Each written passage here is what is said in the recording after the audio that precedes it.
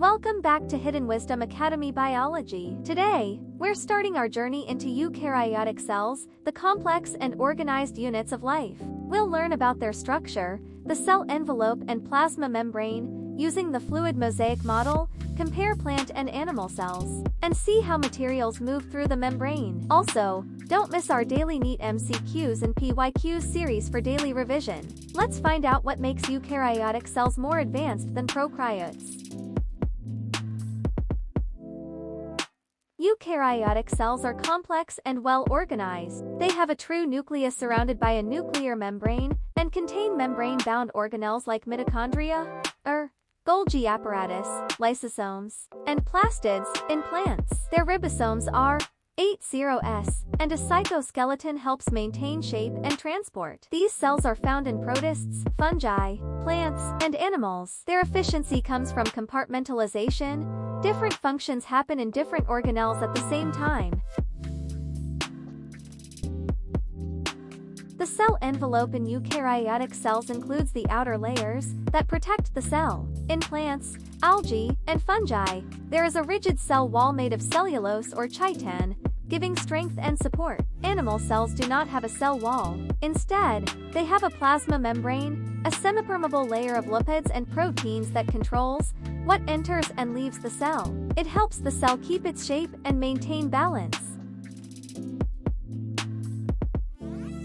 The Fluid Mosaic Model, proposed by Singer and Nicholson in 1972, explains how the plasma membrane is built. It has a phospholipid bilayer with proteins scattered throughout, like a mosaic. The hydrophilic heads face outward and the hydrophobic tails face inward, forming a stable layer. Some proteins go through the membrane, integral, while others stay on the surface, peripheral. Cholesterol keeps the membrane strong and flexible. The term, fluid, means that lipids and proteins can move sideways, making the membrane flexible and active.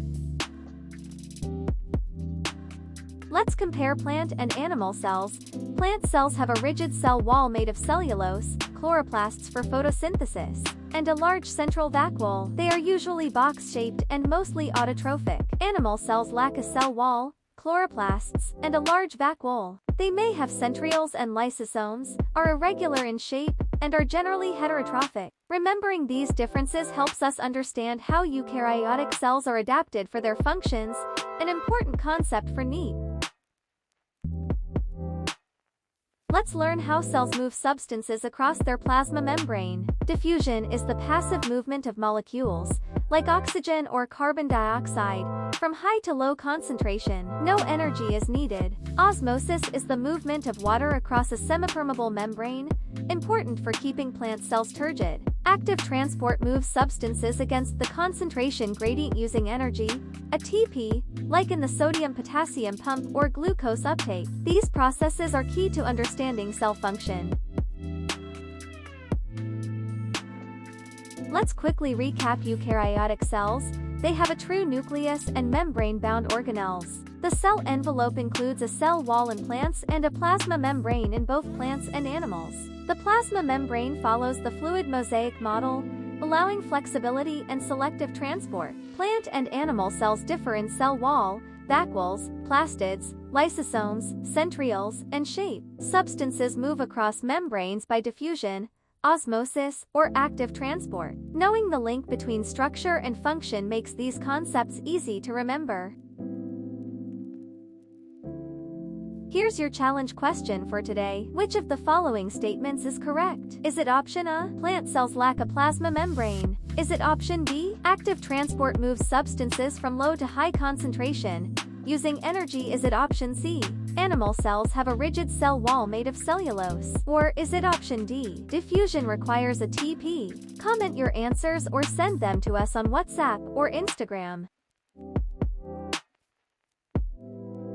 That's a wrap on eukaryotic cells. We covered their structure, the plasma membrane, differences between plant and animal cells, and how substances move across membranes.